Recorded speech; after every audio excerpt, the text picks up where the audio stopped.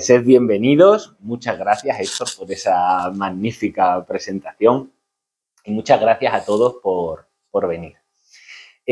A mano alzada, ¿alguien conocía este librito, La voz del silencio? Por aquí una persona, por aquí otra, dos, ¿alguien más? ¿Nadie más? Yo más o menos de oídas, ¿no? Muy bien. Bueno, para aquellos que lo habéis leído, que habéis tenido contacto con él antes, y para aquellos que no, pues ya os lo digo,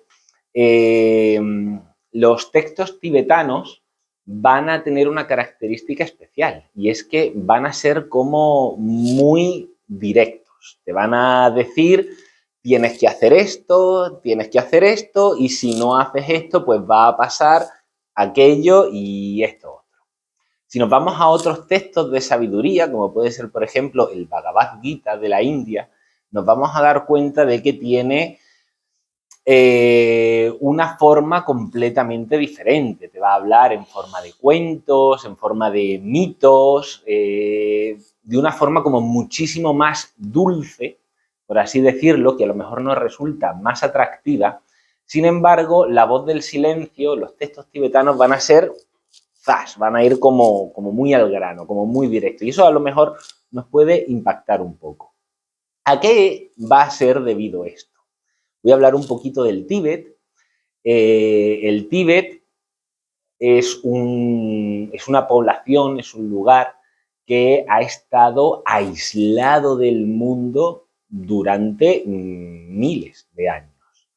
Está a 4.000 metros, está en el Himalaya, es una zona muy fría, muy dura, prácticamente no ha tenido contacto con el exterior porque ni el tibetano tenía ningún tipo de ganas de salir del Tíbet a ver qué había afuera, ni el resto de pueblos va a querer entrar en el Tíbet, puesto que es un sitio que tampoco tenía grandes recursos, ni tierras fértiles, y por lo tanto el Tíbet va a permanecer completamente aislado durante siglos.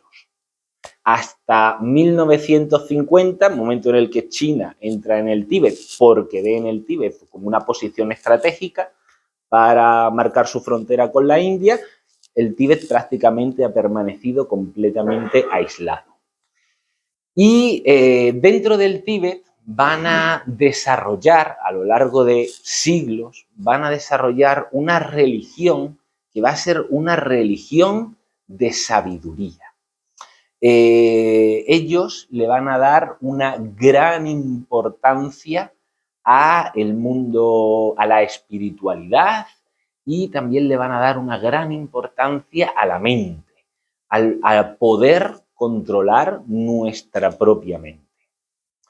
A principios del siglo XIX, una gran filósofa que era del sur de Rusia, que se llamaba Elena Petrovna Blavatsky, va a conseguir entrar en el Tíbet y va a conseguir que la acepten como discípula dentro de uno de esos templos de sabiduría que había en el Tíbet. Esto no es una hazaña pequeña, porque Blavatsky, para empezar, era extranjera, lo cual ya en el Tíbet era malo, ser extranjero, y no solamente era extranjera, sino que además era occidental. Y además de ser occidental, era mujer.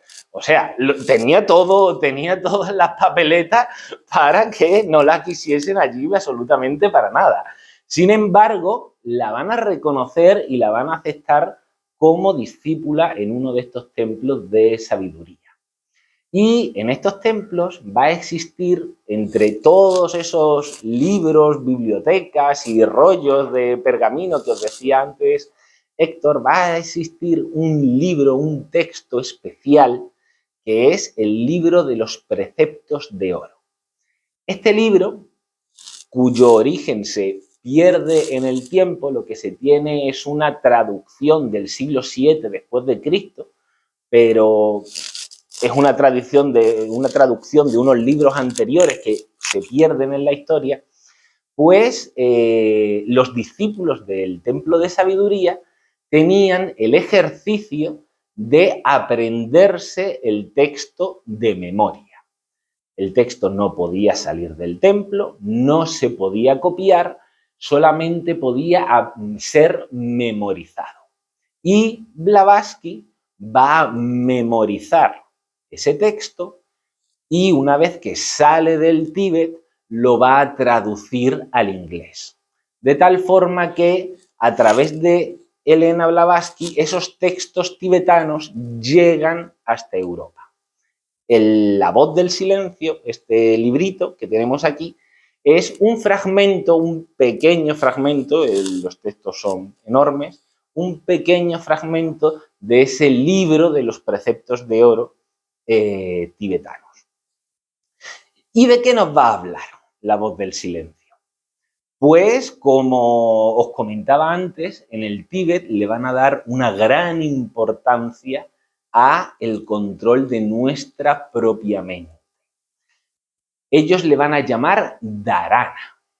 Voy a leer directamente un pequeño pasaje.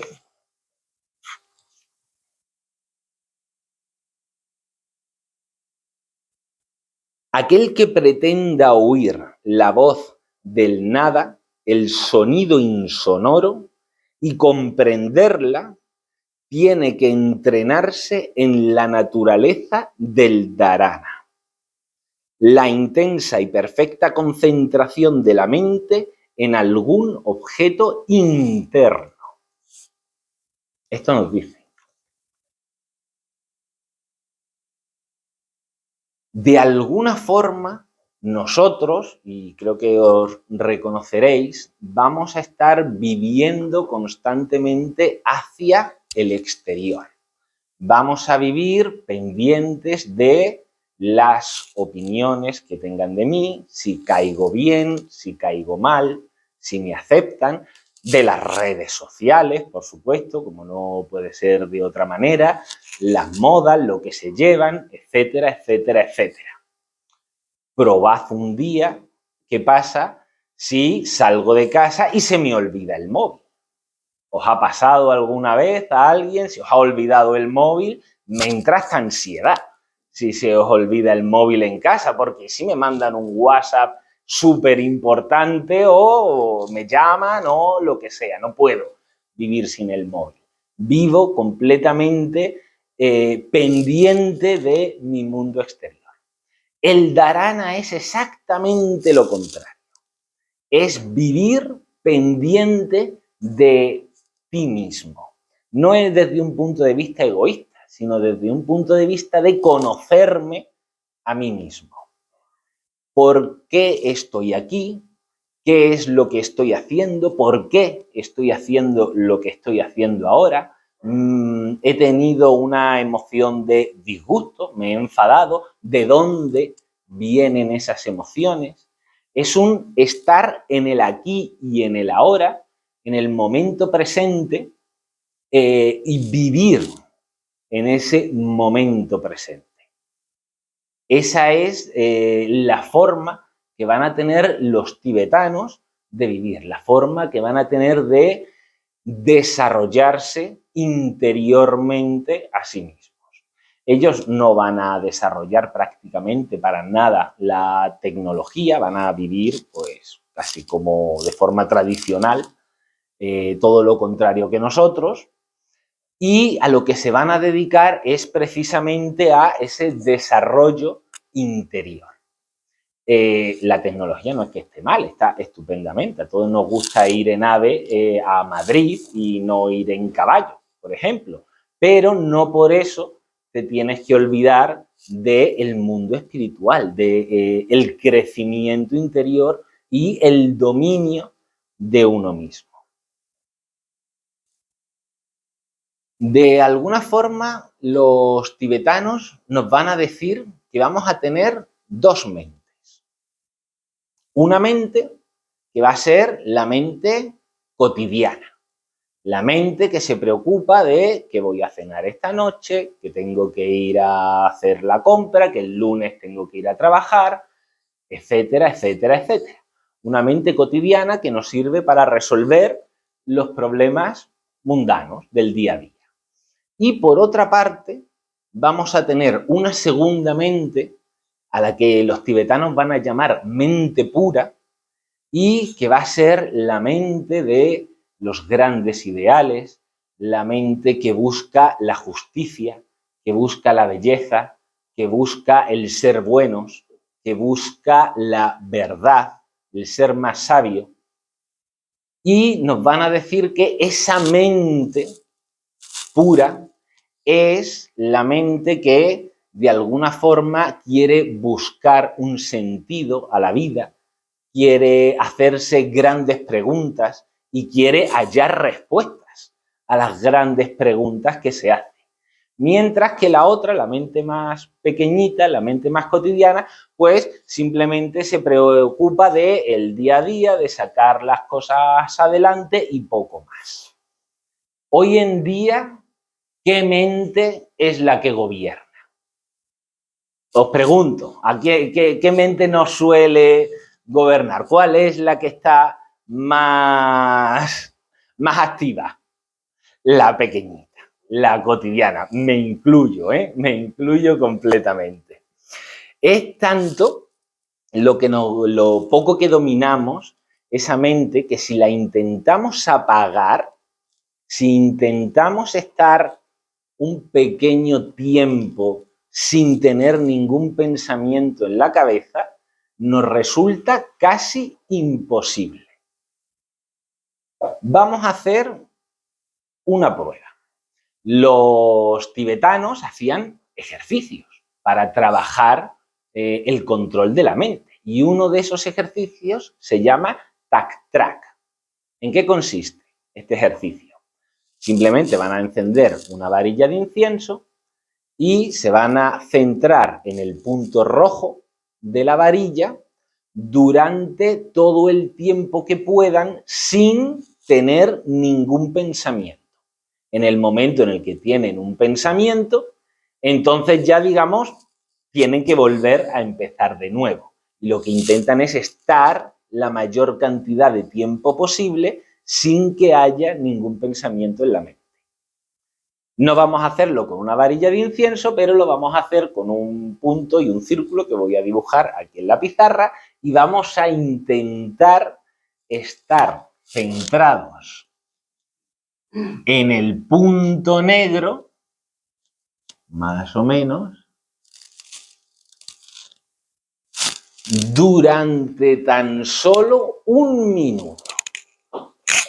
Entonces, simplemente hay que enfocar el punto y olvidarse del resto del mundo. Intentar que ningún pensamiento cruce por nuestra cabeza. Luego compartimos opiniones. ¿Preparados? ¡Ya!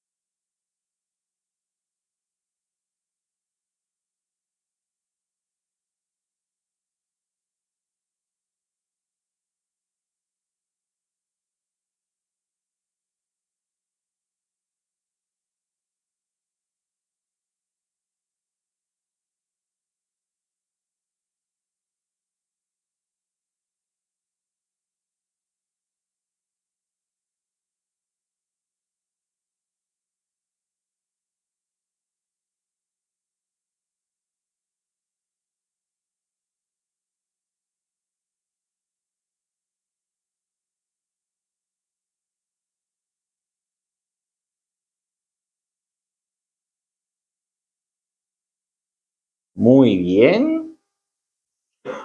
Primera pregunta que os voy a hacer. ¿Si os ha hecho el tiempo largo o lento? ¿Muy corto? ¿Por aquí? ¿Demasiado largo? ¿No demasiado largo? ¿Por ahí? ¿A ti largo? ¿A vosotras? ¿No se te ha hecho largo? ¿A ti sí? A ti corto también, ¿no? Y por ahí, cortito. Fijaos cómo en la mente yo, que estoy aquí delante del público, y ha habido 1 minuto, 60 segundos literalmente de silencio, y estaba como diciendo, a ver si pasa ya el tiempo, que no puedo estar tanto tiempo callado. Mi mente me estaba como agobiando porque había un minuto de silencio. Bueno, pensamientos. ¿Alguien ha podido estar el minuto entero sin tener ningún pensamiento? Por aquí parece que no, por allí. Y ¿han venido pensamientos? ¿También? ¿Has estado concentrada? ¿Qué veías? Una aureola alrededor del... Una aureola alrededor del punto negro. Ajá. ¿Y el círculo? Pero no lo ha... Muy bien. Por aquí, ¿cómo ha sido la cosa? ¿Han venido pensamientos? Han venido pensamientos. ¿Y por ahí ha venido algún pensamiento? Ver cómo era el punto negro y ya está, el círculo desaparecía, no desaparecía. No estaba muy presente. Se te desapareció. ¿Dónde estás? Fíjate, mira, es muy curioso eso. Para que se haga el ejercicio bien, el círculo de alrededor tiene que desaparecer. En el momento en el que, como ha descrito muy bien, ¿su nombre cuál es? Carmen. Como ha descrito muy bien Carmen, ves el punto negro y ves una especie de aureola blanca alrededor. Y el círculo negro y todo lo demás desaparece. Ese es el momento en el que estás verdaderamente concentrado en el punto. Y nos dice Sebastián que ve el punto negro y que en el momento en el que ve el punto negro solamente, ¿sabes? Entonces ya le viene el pensamiento diciendo, ostras, ¿qué ha pasado? Y ya se rompe la concentración. Así en la mente nos va jugando malas pasadas. Es como muy difícil de poder controlar. ¿Tú lo has podido...? También te ha... Oye, el celo este... Voy a ver qué pasa con el celo.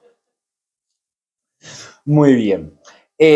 Nos van a decir los tibetanos que una mente bien concentrada, bien utilizada, bien aprovechada, es maravillosa. La mente es capaz de hacer una obra de arte, de escribir una obra literaria, de realizar grandes cálculos. La mente puede ser algo realmente maravilloso si está bien enfocada. Pero una mente mal enfocada es una fuente de desgracias y de sufrimiento. Cada vez que tenemos una preocupación por algo que no depende de nosotros, es la mente la que nos está haciendo esa preocupación. Cuando pensamos que no podemos hacer algo, es nuestra mente la que nos está diciendo no puedes hacer algo. Cuando vas al dentista y tienes miedo porque te va a hacer daño ir al dentista, Dios mío, el dentista, es tu mente la que te está haciendo sufrir 1 o 2 días antes de ir al dentista porque tengo que ir al dentista y me va a doler. Y ya voy sufriendo de antemano. Una mente mal enfocada nos hace tener prejuicios, nos hace juzgar las apariencias, nos impide ver la realidad de las cosas. Estamos opinando. El otro día, una persona que conocí estaba muy enfadada porque tenía que bajar a un sótano y el ascensor estaba estropeado. Entonces estaba quejándose y diciendo que es que tenía que haber un segundo ascensor para que si el primer ascensor estaba estropeado, pues que entonces hubiese un segundo ascensor. Y el hombre estaba enfadado, pero enfadado, porque tenía que haber un segundo ascensor. Arquitectónicamente, por espacio, es imposible que hubiese era imposible, no había sitio en ninguna parte para que hubiese un segundo ascensor. Pero el señor estaba enfadado, sufriendo por el enfado que tenía en su opinión de algo que era irreal. Y en estas situaciones, esta es como muy evidente, digamos, pero en estas situaciones nos vemos todos en algún momento, de generarnos alguna opinión que en realidad es imposible, pero es lo que nuestra mente nos dice que tendría que pasar para que yo estuviese cómodo y feliz y no tuviese ningún tipo de obstáculo en mi camino. La mente continuamente nos está, digamos, como engañando. Es como que no la podemos controlar. Bueno, ¿cómo? Ya hemos visto que la mente, digamos, es a veces un poco, en fin, de aquella manera. ¿Cómo podemos hacer para poder domesticar un poquito nuestra propia mente? ¿Cómo podemos hacer para poder dominar nuestra propia mente? Vamos a ver qué nos dice la voz del silencio.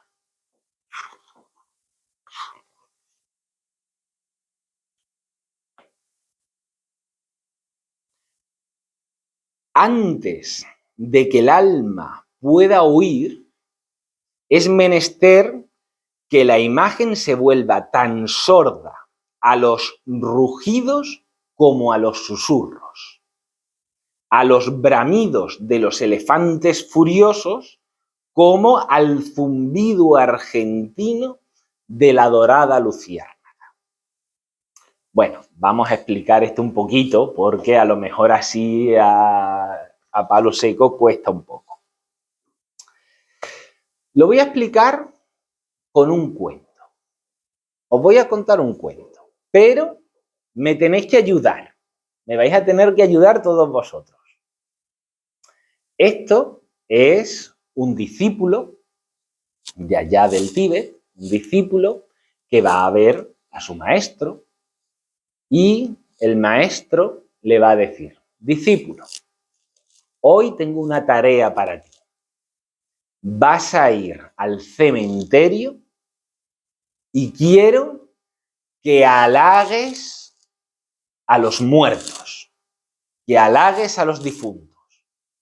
El discípulo se queda así como... ¿Y quiere que vaya? Sí, ve al cementerio y halaga a los muertos. Allá que va el discípulo y empieza a halagar a los muertos. A ver, ¿cómo halagamos a los muertos? Venga, ayudadme. ¡Guapos! ¡Preciosos! ¡Os quiero a todos! Lindos. Bueno, pues va el discípulo y ha halagado allí a los muertos. El hombre no sabía muy bien qué estaba haciendo, pero hizo lo que su maestro le mandaba. Vuelve. ¿Has halagado a los muertos? Sí, maestro. He halagado a los muertos. ¿Y qué te han contestado? Nada, maestro. Si están muertos, ¿qué me van a contestar? Nada. No me han contestado nada. Muy bien. Pues ahora vuelve al cementerio de nuevo y tienes que ofender a los muertos. Maestro, por Dios, ¿cómo voy a hacer semejante burrada? Vuelve al cementerio y ofende a los muertos. Allá que va el discípulo de nuevo y ofende a los muertos. ¿Cómo ofende a los muertos? ¡Apestosos! ¡Asquerosos! ¡Muertos! ¡Estáis todos muertos! ¡Podridos! No sé qué. Ofende a los muertos, ¿no? Vuelve de nuevo con el maestro. ¿Qué te han contestado? Dice: nada, maestro, si están muertos. No me han contestado nada. Pues así tienes que ser tú, como un muerto, haciendo oídos sordos a las ofensas y a los halagos de las personas. El que hoy te halaga, mañana te ofenderá. Y el que hoy te ofende, mañana te halagará. Eso es lo que nos dice la voz del silencio. 14.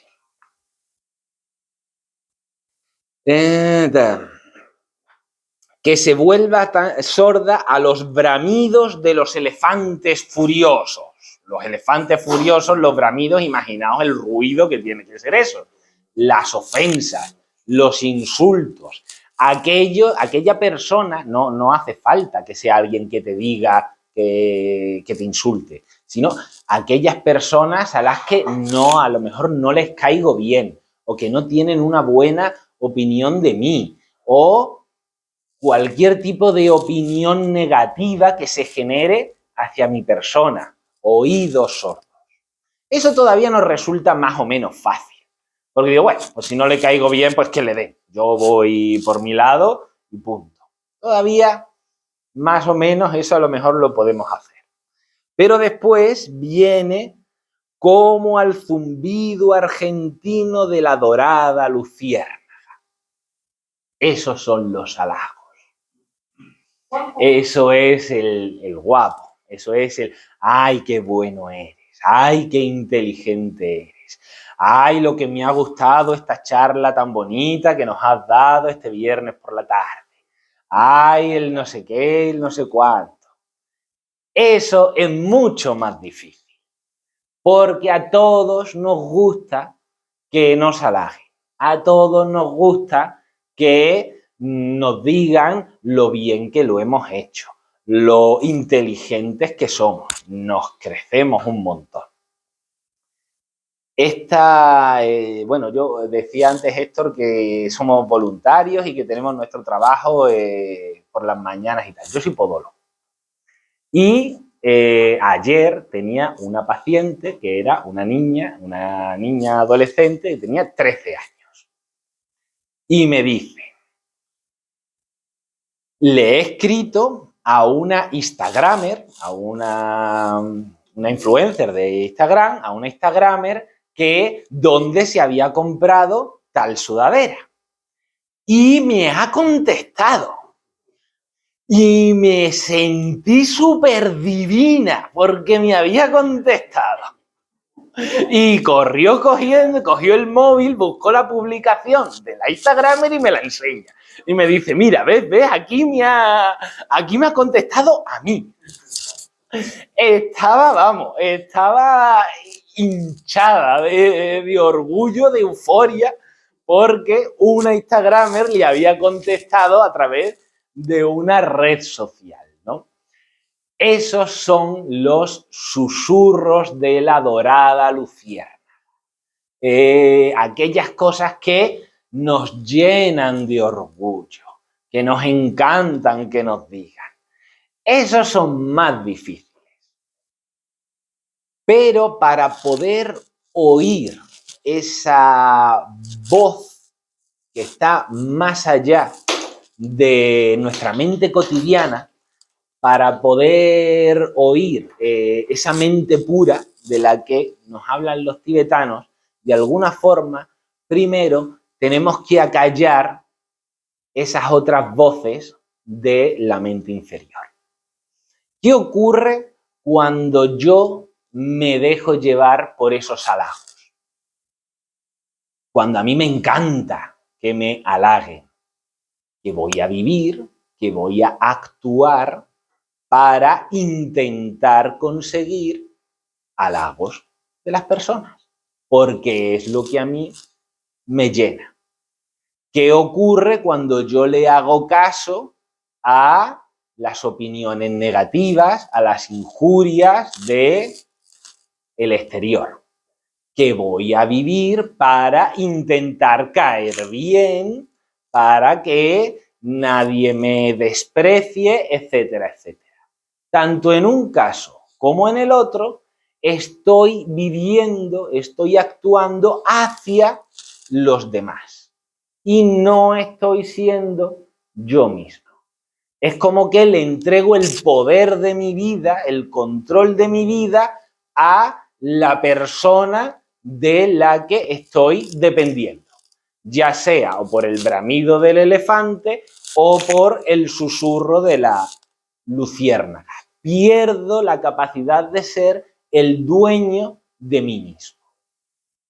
Por eso es por lo que nos dice la sabiduría tibetana: olvídate de los halagos, olvídate de las injurias, sino mantente sordo a todo eso y sé tú mismo. Desarrolla esa mente superior. No acaba aquí la cosa.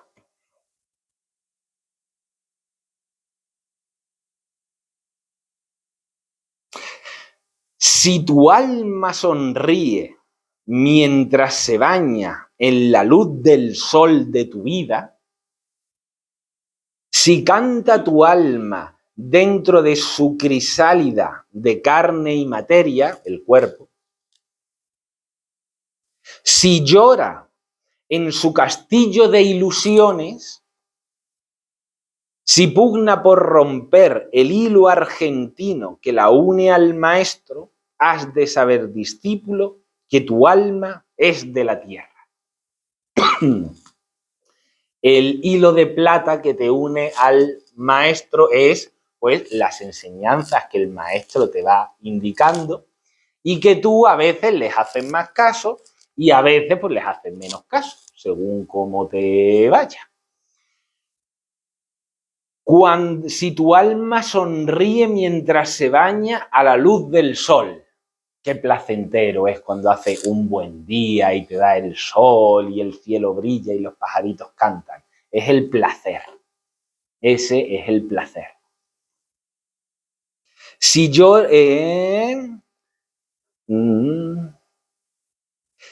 llora en su castillo de ilusiones, cuando tus expectativas, aquellos planes que tienes en tu mente, se rompen, se desmoronan y te decepcionas y sufres. Es el dolor. La mente es muy simple, la mente pequeña es muy simple. Es una mente dual, solamente tiene en realidad dos opciones. Todo lo que pensamos, todo lo que cavilamos, todas las vueltas que le damos a todo eso en realidad se reduce en dos cosas: me gusta y no me gusta, placentero o desagradable, me apetece o no me apetece. Y eso es todo lo que tiene la mente. Me apetece, quiero, me gusta que llegue el fin de semana porque así pues tendré tiempo libre, no sé qué, no sé cuánto. No me apetece que llegue el lunes porque el lunes tengo que ir a trabajar por la mañana. Me apetece que lleguen las vacaciones. No me apetece que llegue, que se acaben las vacaciones y tenga que volver al trabajo. Y así, más o menos, con todo. ¿Qué es lo que pasa cuando estamos pendientes del placer y del dolor? Que nunca estamos en el momento presente. Siempre estamos en el futuro, en que llegue, esperando a que llegue el momento placentero, y cuando finalmente llega el momento placentero, seguimos en el futuro temiendo que el momento placentero se acabe. Es así. Es así. Con el pasado pasa lo mismo, recordando lo bien que estuve en aquel momento, recordando el daño o lo mal que lo pasé cuando no sé qué y no sé cuánto. Y el momento presente, en el aquí y en el ahora, no estamos casi nunca. Si llegamos al final de nuestra vida, cuando lleguemos al final de nuestra vida, si pudiésemos analizar la cantidad de tiempo que hemos estado concentrados en lo que estábamos haciendo en el aquí y en el ahora, dudo mucho que llegase a un año. menos, a unos pocos meses, sumando todos los momentos de nuestra vida. El resto pendientes siempre o del futuro, de lo que vendrá, o del pasado, de lo que ocurrió. Pero en el momento presente, nunca, o casi nunca. Eso es el dharana. Eso es lo que los tibetanos quieren desarrollar. El estar en el aquí y en el ahora, en aprovechar cada momento, en no permitir que mi mente divague en fantasías, en planes, en lo que vendrá o en miedos, en traumas pasados que tuve, etcétera, etcétera.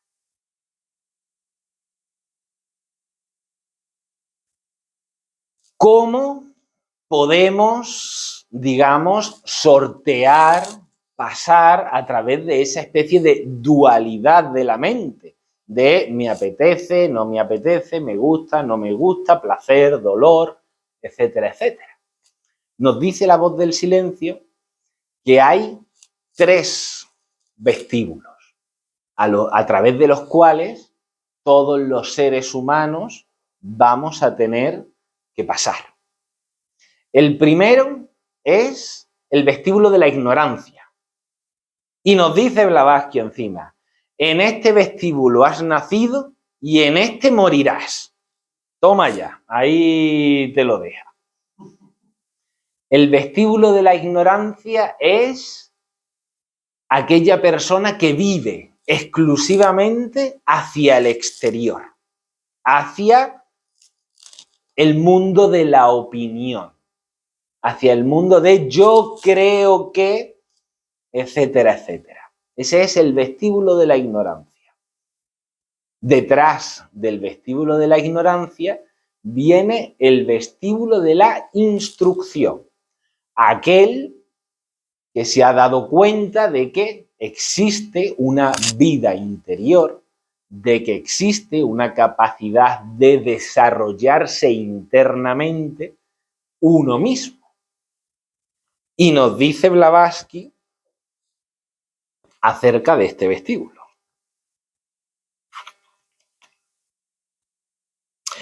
El nombre del segundo es vestíbulo de la instrucción. En él encontrará tu alma las flores de la vida. Pero debajo de cada flor, una serpiente enroscada. ¡Tan!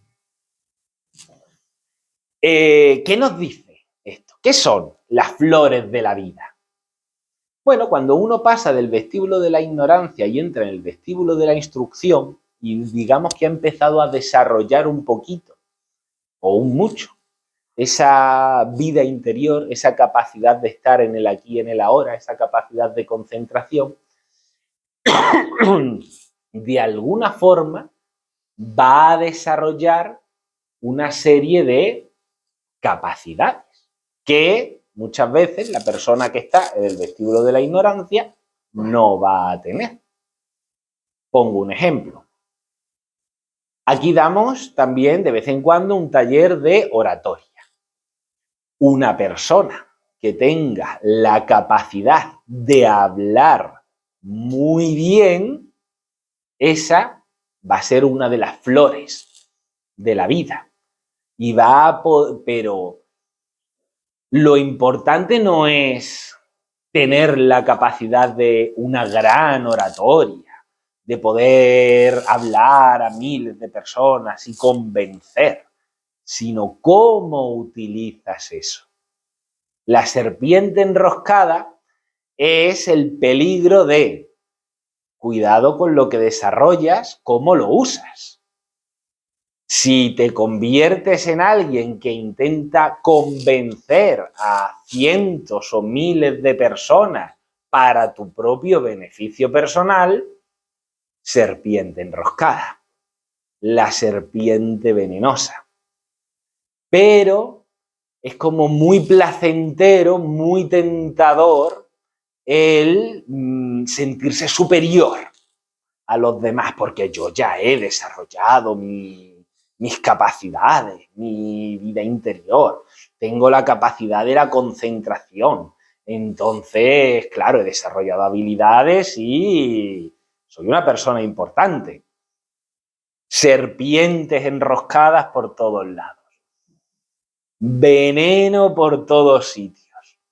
Nos advierte mucho el libro de La Voz del Silencio sobre el mal uso de todas esas capacidades. Y por último está el vestíbulo de la sabiduría.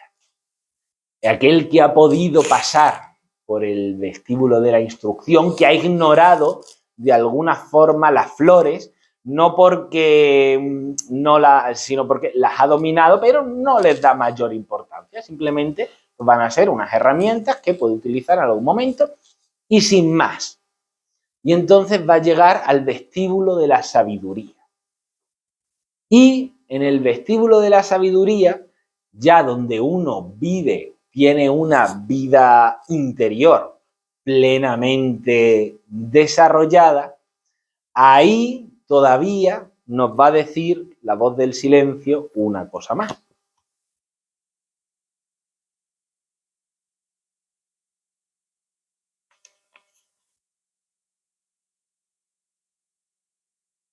Si desde el vestíbulo de la sabiduría pretendes pasar al valle de la bienaventuranza, es decir, pretendes ya convertirte en un gran sabio, en un Jesucristo, en un Buda, en un Mahoma, en un gran sabio, cierra por completo tus sentidos, discípulo, a la grande y espantable herejía de la separatividad que te aparta de los demás. La grande y espantable herejía de la separatividad. ¿Qué es esto de la grande y espantable herejía de la separatividad? El Tíbet nos va a decir, igual que, estoy hablando del Tíbet, pero el Tíbet, igual que muchas otras culturas, nos va a decir que todos los seres humanos somos hermanos. Nos va a decir que todas nuestras almas están unidas entre sí y unidas a las leyes de la naturaleza. La herejía de la separatividad es el hecho de pensar que yo, Alejandro Adrada, soy una persona completamente diferente de este señor de aquí que se llama Sebastián. Y que Sebastián es Sebastián y que Alejandro es Alejandro. Y el Tíbet nos dice, no, no, no, no. La apariencia física de Sebastián es diferente de la apariencia física de Alejandro. Pero eso es algo ilusorio, es algo material. El alma, el espíritu, mejor dicho, de Sebastián es exactamente igual que el espíritu de Alejandro, que el espíritu de esta señora o que el espíritu de aquel señor de ahí. Todos los espíritus van a ser exactamente iguales. Unos un poquito más despiertos y otros un poquito más dormidos. Pero ya está. Cuanto más despierto esté ese espíritu, más sabiduría, más cerca de ese valle de la bienaventuranza. Cuanto más dormido el espíritu, pues más cerca del vestíbulo de la ignorancia. Pero en esencia, todos los seres humanos son lo mismo, son un alma, y todas las almas van a formar un todo. Creerme diferente a los demás es a lo que la voz del silencio le llama la espantable herejía de la separatividad. Os voy a proponer un ejercicio de visualización para practicar un poquito esa capacidad de sentirnos todos como hermanos. Entonces, vamos a cerrar los ojos, si os parece. Si alguien no lo quiere hacer, pues que no lo haga, no hay ningún problema. Vamos a cerrar los ojos. Si no tenemos los brazos cruzados, es mejor. Lo ideal es tener las manos apoyadas sobre los muslos. Eso es lo ideal. También está bien. Y vamos a visualizar a una persona querida, a una persona amada. Un hijo, un padre, una pareja, un hermano. Vamos a visualizarlo. Y cuando lo tenemos visualizado, le vamos a abrazar. Y le vamos a decir que le queremos.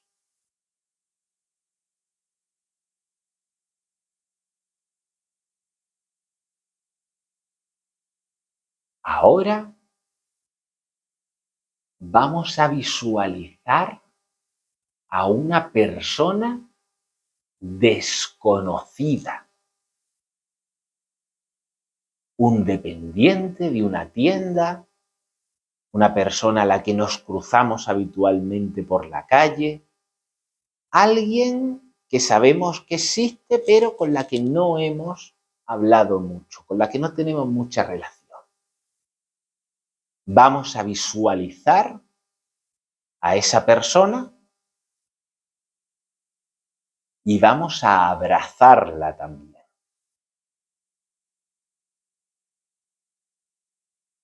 Y le vamos a decir que la queremos.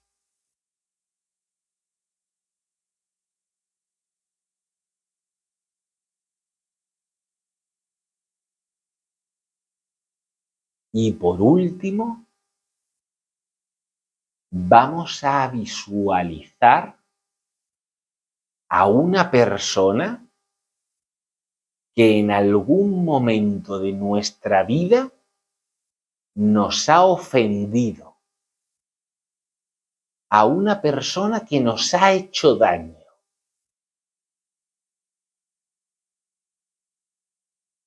Vamos a verla delante de nosotros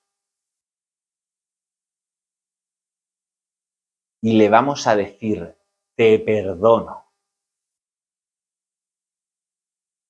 Vamos a perdonar la ofensa, el daño que esa persona nos hizo.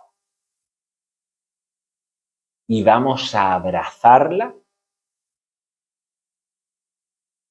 y le vamos a decir que la queremos.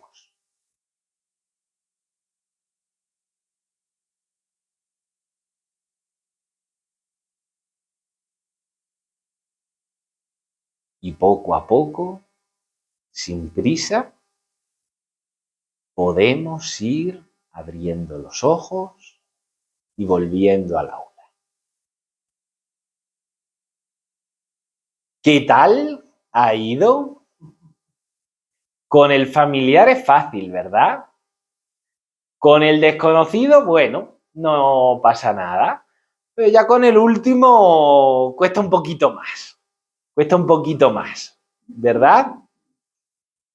Este es un ejercicio de sentirnos todos como un mismo espíritu, como una misma unidad. Igual que unas personas nos han ofendido a nosotros también hemos ofendido a gente. Es inevitable. Nadie pasa por la vida sin ganarse uno o dos enemigos, sin ofender a nadie. Por lo tanto, es normal también que alguien nos ofenda a nosotros en algún momento de la vida. No pasa nada. Es mejor no vivir con el rencor. Es mejor perdonar. Para nosotros, sobre todo. Muy bien, pues ya para finalizar, que ha pasado una hora volando, ya para finalizar me gustaría que os llevaseis esa idea, esa intención, porque es más una forma de vivir que no una idea intelectual, de vivir en el aquí y en el ahora, de aprovechar el momento, de querer desarrollar, aunque sea solo un poquito, un pelín, porque es difícil, pero aunque sea solo un pelín, desarrollar esa mente superior, saber que existe, que a veces ni siquiera sabemos eso, saber que existe, saber que esa mente está ahí y que esa mente busca la fraternidad de todos los seres humanos. Y que eso es algo que está dentro de nosotros. En esta escuela de filosofía hacemos pues, clases, cursos, talleres, muchos de ellos, o todos, por así decirlo, enfocados en esta línea de construir un mundo nuevo, mejor y mucho más fraternal que el que tenemos ahora, que es de separación, de sesgos y de que cada uno mire por lo suyo. Si alguien quiere profundizar, pues como os ha dicho antes Héctor, el lunes 4 de noviembre abrimos un curso a las 8 de la tarde y el viernes, no me acuerdo, y el viernes 8 abrimos otro curso que será a las 6 de la tarde. Hay 2 horarios para que podáis elegir. Y si tenéis preguntas, cuestiones y cosas por el estilo, me las podéis hacer todas las que queráis.